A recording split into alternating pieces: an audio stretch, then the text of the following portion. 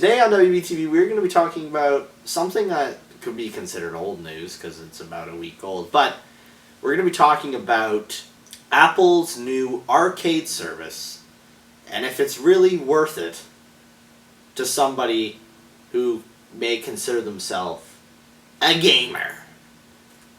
You sound like Jack Black.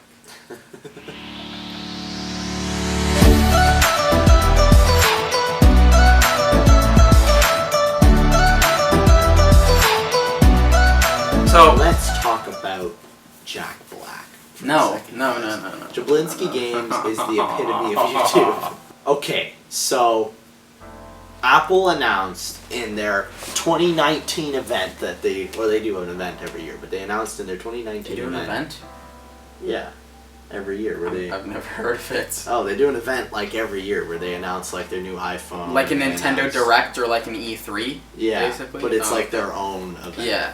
And they announce all their new Apple products. So this year they announced not only Apple TV Plus and the iPhone 11 and the brand new iPad, which are all pretty cool, but they announced their new Apple Arcade service, which is supposed to bring, who knows if it's really worth it. So that's the question we're going to be asking. So I know a lot about the service. Blake has been researching some of the games. Yeah, I was just scrolling through looking at the games and what types they have. Yeah.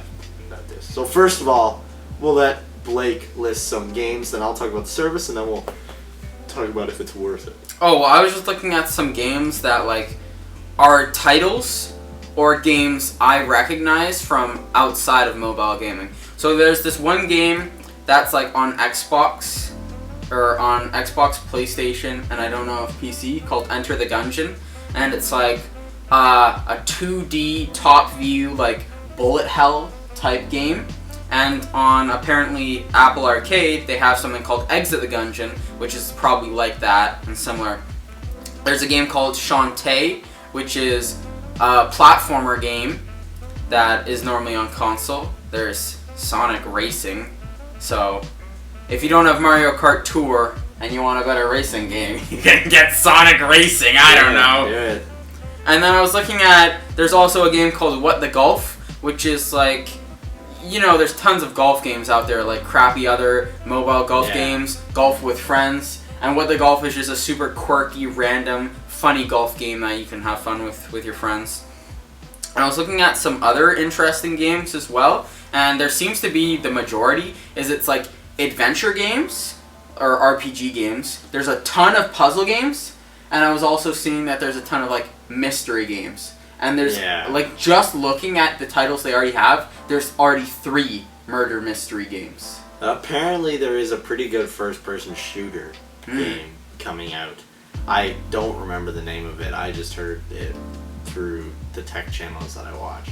It fits a niche right there. People who want to play games on mobile, but, like, don't really care for hyper casual games or all the other stupid mobile games. Well, and then again, it's not necessarily mobile as well, because you can play on your Apple TV with either a PlayStation or a PS4 controller, or you can play on your Mac with a keyboard. So I think it's coming to it's coming to Mac. So you could do whatever you want. If you're a PC gamer, then you can play on your Mac laptop, I guess, and if you're a console gamer, you could play on your Apple TV if you went on vacation instead of bringing your console. But obviously this requires you to have an Apple product, and you have to subscribe $5.99 a month, while excluding the first month which they are giving to you for free. But then again, I think the best application of this would be if you got 5 friends and split it, because then it's $1 a month. And $1 a month for that library. And you all use, what do you mean, the same Apple ID? Yeah, like, well, no, if you just, like, I'm pretty sure you make an account with it. Well, it probably would just charge your Apple ID. So so it would be like, you know. So you and your friends all make a separate Apple ID, and you guys all have the password to that, and you guys just all put on $1, or like one person covers the $5 this month, and next month someone else covers it. But it would be like sharing like Spotify Premium with people, or like doing a family plan. But it makes it like $1 a month to play mobile games with no ads is like great. Especially if they're decent mobile games. I would pay $1 a month to play mobile. I games mean, as I I'm have any honestly day. always about subscription services. Like gaming subscription services, I love them. Even some of the worst, like Xbox Live Gold. They Yeah. give you sometimes the shittiest games or the oldest games, but sometimes you get lucky and they give you a $50 game or $60 game that either flopped or is maybe 2 years old and died out super quick, Yeah. but is a really great game. And you get that. Or Xbox Game Pass, it's like under $10 a month, and there's like 10 games that are $80 games that I can name off that are on there that I play. Yeah. So that's $10 a month to play 10 games for $80, and like there's no way you're losing out money in that Yeah, sort and of well, I mean, subscription. like look at like I bought my PS4 later than like I bought my PS4 a few years ago, but I got Dead by Daylight, I got Until Dawn, I got like Just Cause, I got Metal Gear 6, all for free off of the PlayStation Plus. Mhm. Now, PlayStation Now is a completely different story, and it's a little bit glitchy, but that's the idea about this game is cloud server gaming, and how you don't need to update your PC every 2 years because you can't run the latest games because they're being streamed to you off of Apple's cloud server that they're continuously updating, and that's why you're paying the subscription fee. Honestly, I think that's a way better way to do it. Mm.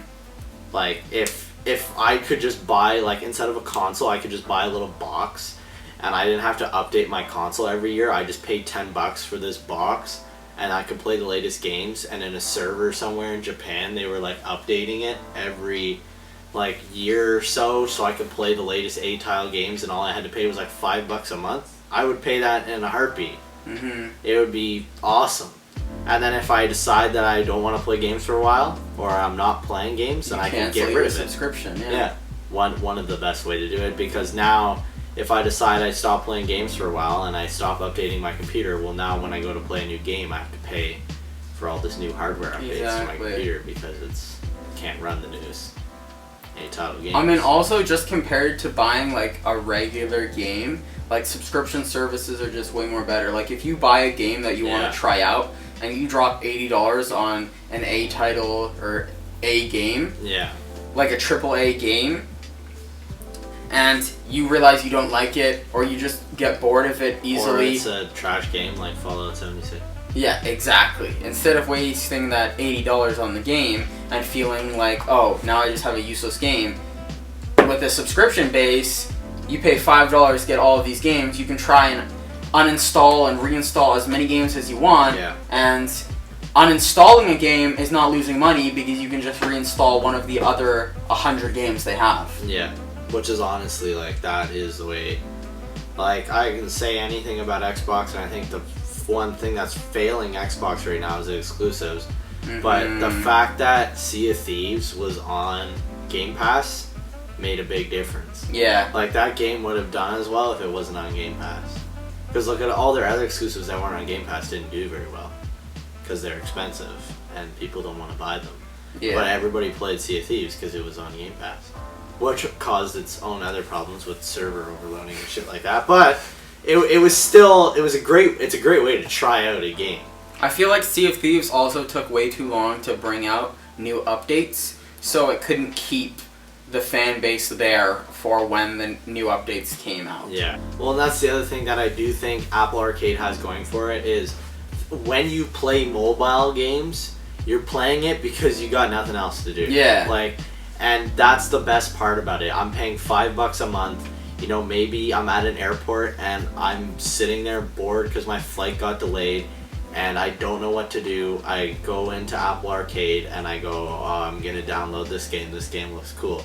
And then I can play that game for the next few hours, and maybe that's all I play of the game. But I think for $5 a month, that's 100% worth it for that time you're gonna Also, with Apple Arcade, it looks like most of the games aren't online or aren't necessary for online play. Yeah. And that's the one thing I hate with certain games. Yeah, with Certain mobile games games. that you have to use your data or you have to be connected to Wi-Fi, and they suck up and use up all of your data while trying to play them on the go. Super Mario Run. A lot of these games look like they don't need Wi-Fi or cellular data, So you're on a long car trip, like over 4 hours plus, and you don't want to use up all of your data, you can just download a couple arcade games before and play them offline. And like I said, a lot of them look to be like story mode games and long games. So you download 3, and I think you'll be set for a while. 100%. They don't look. Most of them don't look like too bad of games either. No, they look decent. Should you get Apple Arcade? Yeah. I mean, the first month is free, so hell yeah. Yeah, take the first month, and if you're going on a trip soon, or you're going on a trip over Christmas time, like I am, take the free month when you're going on a trip. Take the free month when you're going to use it the most, because then you'll get your full 30 days of experience of it, and then you'll decide if it's worth the $5 a month or not. Also, like, if they keep this free first month thing for the entire time, like in a year, when you can wait, there's not too many games on Apple Arcade at the moment, but if you want to wait like a year to see what games they add, or if you hear a game that looks interesting to you comes out and you haven't used that first free month, you can use it then to play that one game, and you're still not losing anything. No. So. Yeah, I think that's one of the best ways. So, I do think Apple Arcade is 100% worth it. And speaking of online games and games updating to keep fans interested, on Friday we are going to be playing the new Dead by Daylight Stranger Things update. It's going to be a 2-part video, maybe even a 3-part video. 3 parts? Well, we can play Nancy too. Oh. Okay. Maybe even a 3-part video where we'll play each of the new characters. Blake will be playing Demogorgon for us because I suck at killer. And then I've been over to Michael's a few times playing Demogorgon, and I've watched him play, and he's really good at Demogorgon already. So hopefully I can take from his skill and my little bit of play and experience on Demogorgon and see how well I can do. Yeah, and then maybe I'll get a good game going with Steve, and then maybe Blake will get a good game, or me will get a good game going with Nancy. So it'll be a 3-video series. We'll be talking about 100% is it worth the $15, which it obviously it is. Yeah, but we don't even need to we'll be talking about the new perks and the new everything. So yeah, stay tuned for the next. I think that will be probably the next 3 videos, because then we'll be up to Thanksgiving. So thank you guys turkey and stuffing for watching. And gravy. Yeah, and teeth getting yanked. So thank you guys for watching this episode of WBTV. We'll see you guys in the next video, or shit deal. But we don't make those unless it's Skip Movie. But we don't make that anymore. So yeah, next video. Namaste. You lost me at shitio. When you said shitio. Shit-tio. In the next video. In the next shitio. Thank you guys for watching WBTV. If you want to see more videos like this one, click the video on the right. If you want to see skits, click the video on the left. And make sure to click that subscribe button so you don't miss a single video.